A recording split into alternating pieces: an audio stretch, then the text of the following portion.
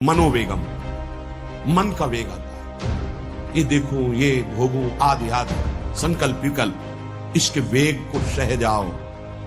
कुछ नहीं बोलना, सहने का मतलब होता है कुछ नहीं बोलना। मन कह रहा मुझे ऐसा करना है, मुझे ऐसा करना है, मुझे ऐसा, कुछ नहीं बोलना। कुछ भी उसकी जलन जो हो रही है किसी से नहीं कहना, शांत गंभीर, खत्म।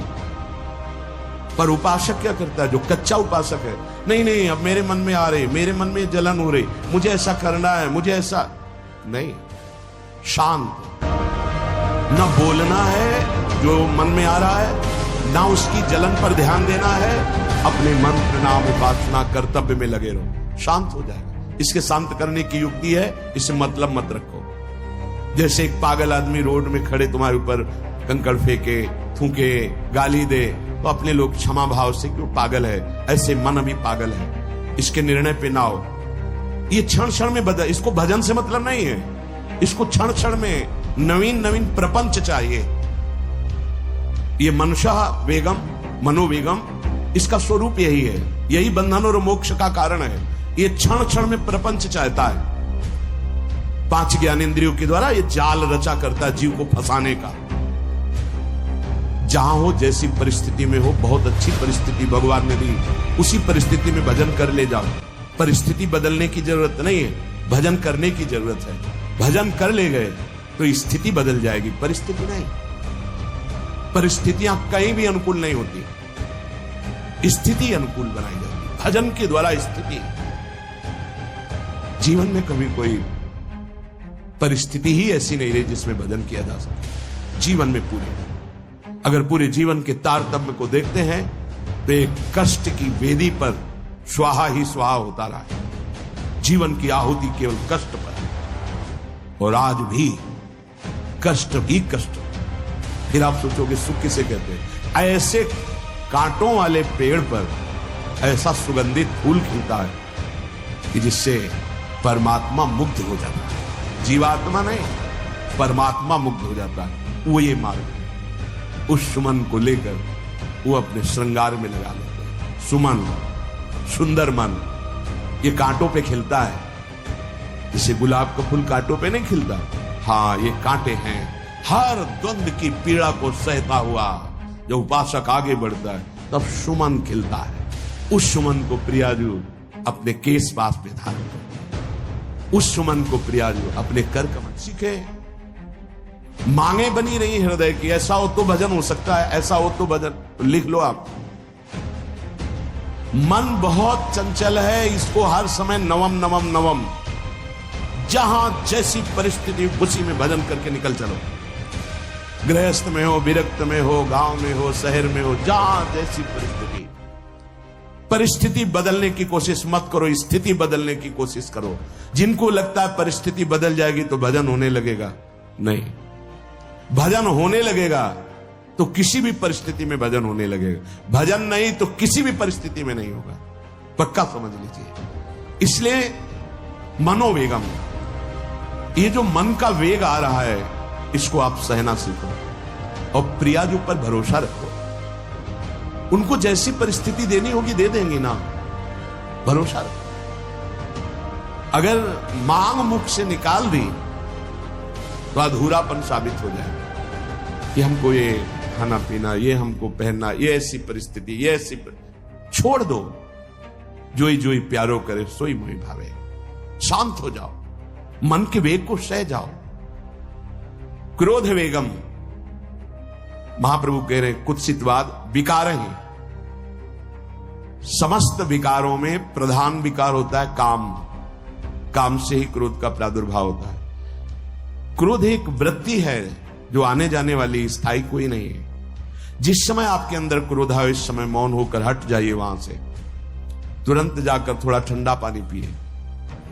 प्रभु के चरणारविंद की तरफ अपनी वृत्ति को ले जाने की कोशिश कीजिए। उस व्यक्ति से चिंतन हटाइए जिससे क्रोध आ रहा है। उस व्यक्ति की उस क्रिया से चिंतन हटाइए जिससे क्रोध आ रहा है। हट जाइए।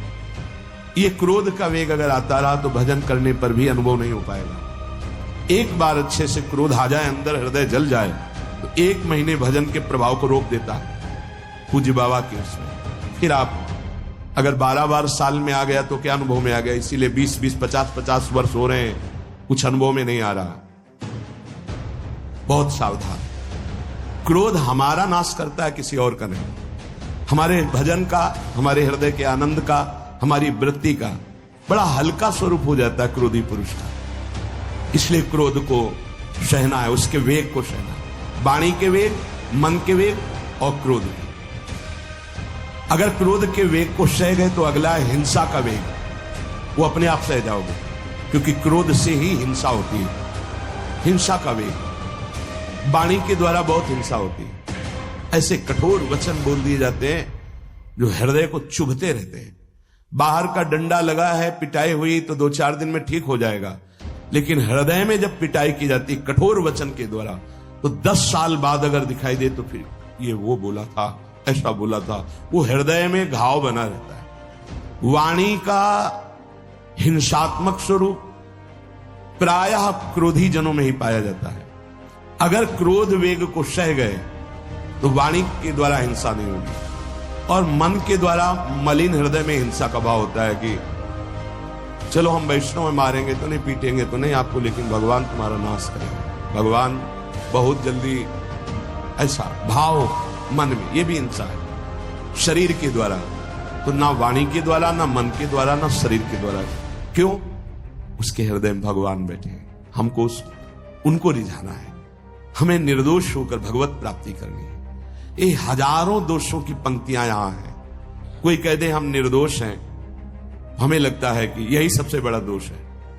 नहीं तो अंदर देखा जाए ना, तो क्रम क्रम से धीरे धीरे निर्दोष हुआ जा रहा है प्रभु की कृपा से। कोई जन्म से निर्दोष नहीं होता, वो तो अवतार होते हैं भगवान के। एक पद में था, शरण जिसको ले ली हृदय से लगा, और विषय पंख से धीरे धीरे, क्रमशः विषय पंख से धीरे धीरे उसको हटाया। हित जो महाराज जी के लिए आया, हमारे हृदय को धीरे धीरे निर्विषय किया जा रहा है। और सहत सहत बाढ़े भगत ग्रहतन गुरु हितगार, इन दोनों का मिलान कर धीरे धीरे सहाते सहाते हमें निर्विषय किया जा रहा है। आचार्य चरण, इष्ट देव, गुरुदेव कर रहे हैं। हमको राजी रहना है। जैसी परिस्थिति है, जैसी भी हमें गुरुदेव रख रहे हैं, इष्ट देव रख रहे हैं, हमें राजी रहना है। इससे क्या होगा कि हमारे अंदर क्रोध नहीं आएगा, गुस्सा नहीं आएगा। नहीं, ये इतना बेईमान मन है कि इष्ट देव पे भी गुस्सा कर सकता है, ये आचार्य पे भी गुस्सा कर सकता है, ये परम कृपालु गुरुदेव पर भी गुस्सा कर सकता है। क्रोध वेग सह गए तो वाणी और मन और शरीर के द्वारा जो हिंसा का वेग है उससे बच जाएंगे। फिर कह रहे हैं उदर वेगम, उदर वेग भूख। आप लोगों को तो हमें लगता है कि इस वेग को सहना ही नहीं पड़ता। ये जो विरक्त गंगा किनारे घूमने वाले हैं, इनको ज्यादा इस वेग को सहना पड़ता था, क्योंकि प्रायः कभी ऐसे शाम के समय पहुंचना होता जब आप गंगा किनारे नहीं रुक सकते, तो आश्रम, अब वहां पूछ लिया तो पूछ लिया, नहीं पूछ लिया तो राधे श्याम पड़े। अगर कोई मंदिर मिल गया तो हम आश्रम आदि कोई खोजना ही नहीं, गांव में तो जाना ही नहीं है, क्योंकि नवीन अवस्था में कभी गांव में भिक्षा भी नहीं मांगी। आकाश वृत्ति का ही आश्रय लिया जो शास्त्र सम्मत। गांव में कभी पूरे जीवन में किसी गांव में, किसी एक रात्रि किसी घर में कभी सहन, गांव के किनारे मंदिर मिला या कोई आश्रम संत जनों का, भूख के वेग को जो सह जाए तो भजन में बहुत रुचि हो जाती है, क्योंकि भजन से चित्त हटेगा तो भूख व्याकुल करेगी, और उसकी व्याकुलता से बचना है तो भजन में लगना पड़ेगा। और आपको सच्ची कहते हैं कि कई कई दिन भोजन न मिलने पर भी शरीर में गंगा जल के कारण कभी कमी महसूस नहीं हुई। जो दूध में पावर है उससे अधिक सामग्री गंगा जल में है। अब वो बहुत से ऐसे नगरों के समीप से गंगा मैया निकली जहां से बड़ी बड़ी फैक्ट्रियों का, तो नहीं, बहुत सुंदर गंगा है। वो तो सुंदर है ही, था, है, रहेगा। अपने लोग बड़े बड़े ऐसे नाले ऐसे जिससे वो भाव तो है पर वस्तु तत्व तो है, पर जो दृश्य है वो अब गड़बड़ हो रहा है। ऐसे यही बड़ा नाला गिर रहा है सामने जाके, अब वहां ऐसे रज लेके ऐसे लगाओ तो दुर्गंध युक्त निकलेगी, क्योंकि वो ऐसे देखो तो ऐसे पदार्थ बहते नजर आ रहे कि अब ये दुर्भाग्य ही है समय का कि परम पावन गंगा यमुना जैसी नदियां जहां स्नान आचमन और भरपेट जल पीकर परम पवित्र और भगवदानंद में डूबा जाता था, वो भी सौभाग्य छिन रहा है। तो अगर सब सुविधा है तो भी हफ्ते 10 दिन में एक बार इस वेग को सहना तो सीखेगा।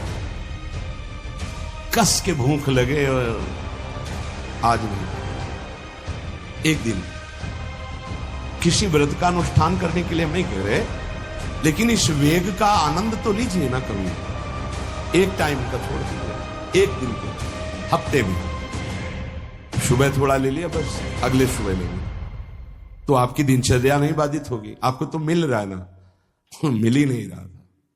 जो उदर वेग है, भूख में भजन का एक तार जुड़ता है, ये देखा है, क्योंकि ना तो नींद आएगी और ना कहीं और कोई प्रपंच की गुंजाइश है, क्योंकि उदर वेग जब भूख से व्याकुल जी होता है तो बचने के लिए एक ही उपाय है, केवल भगवत चिंतन। हटो उसके चिंतन से। ये पूर्व के संतों ने बहुत कष्ट पूर्वक भजन करके जो लाभ प्राप्त किया है वो आप लोगों को सहज में मिला। कभी कभी अपने को इससे परिपक्व करना चाहिए। जिसे शास्त्रीय पद्धति में महीना में 2 तो व्रत है ही है, 15 दिन में एक एकादशी, 15 दिन में एक एकादशी, वो इसीलिए रखा गया है सार्वजनिक रूप से कि वो संयम को ना कर पाए तो 15 दिन में एक दिन संयम पूर्वक पवित्र भजन। अपने लोग जानबूझकर हफ्ते में एक टाइम छोड़ दें या एक दिन कभी ऐसे, तो उदर वेग को सहते हुए भजन।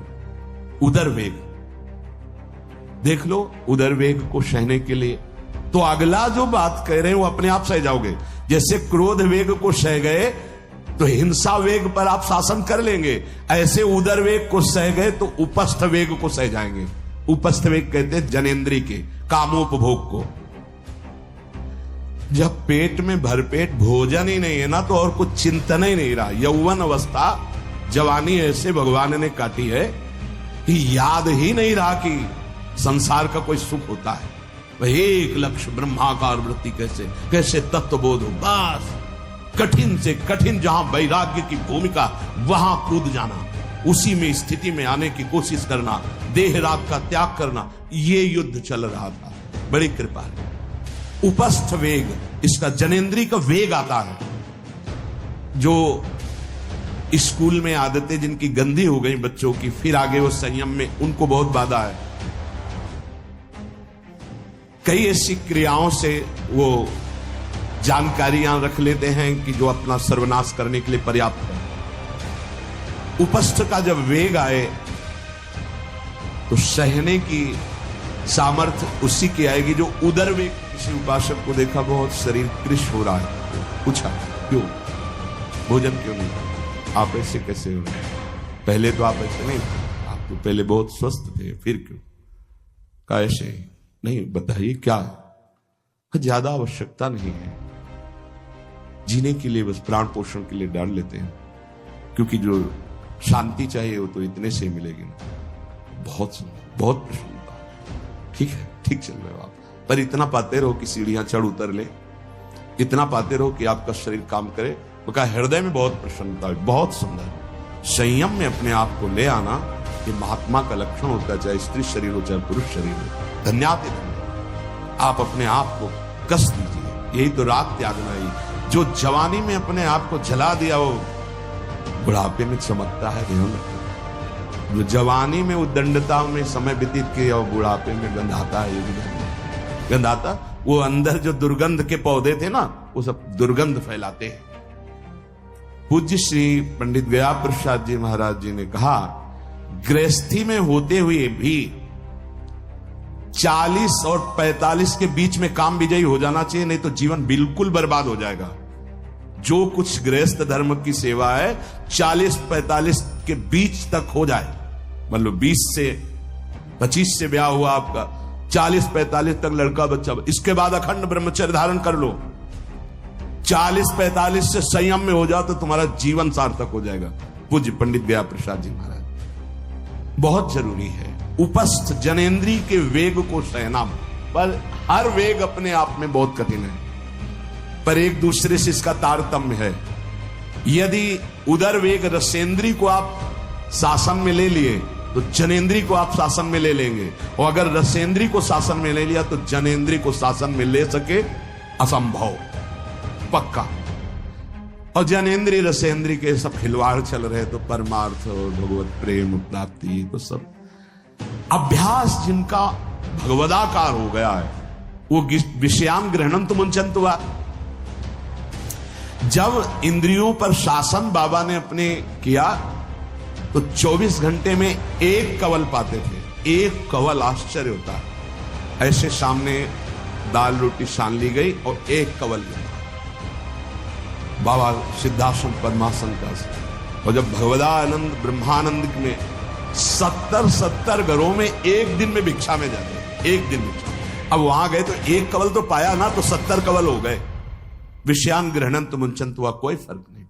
पर हम क्या होता है कि स्थिति होती नहीं तो सिद्धों की नकल करने लगते नहीं। पहले हम साधक हैं, पहले हमारी इन वेगों पर विजय प्राप्त करने की वृत्ति आनी चाहिए। वाणी का वेग, मन का वेग, क्रोध का वेग, हिंसा का वेग, उदर का वेग और जनेंद्री का वेग, एतान वेगान सहते यस्तु विद्वान, वही शास्त्रों के रहस्य को जानने वाला परमार्थी है जो इतने वेगों को सह जाए। निंदा चास्य हृदयम नोपहन्या, इसके बाद जब उसकी निंदा हो तो उस पर कोई फर्क नहीं पड़ता। इसके बाद जो इन सब वेगों को सह गया है, अब उसकी निंदा हो रही, कोई निंदा कर रहा है तो उसको आनंद पूर्वक सह जाए। ऐसा क्यों कहा? इसके बाद अगर दोष है, निंदा हो रही, तब तो संभालना ही, ये गलती हो गई आपसे। जब आप दोष रहित है फिर निंदा हो रही तो आनंद पूर्वक आपको उसका विरोध नहीं करना, सहना है। क्योंकि ये सहना बिल्कुल भगवत साक्षात्कार के नजदीक ले जाएगा। देखो, अपमान, निंदा, तिरस्कार, असलियत में हम कैसे साधक हैं इन्हीं के द्वारा परिचय होता है।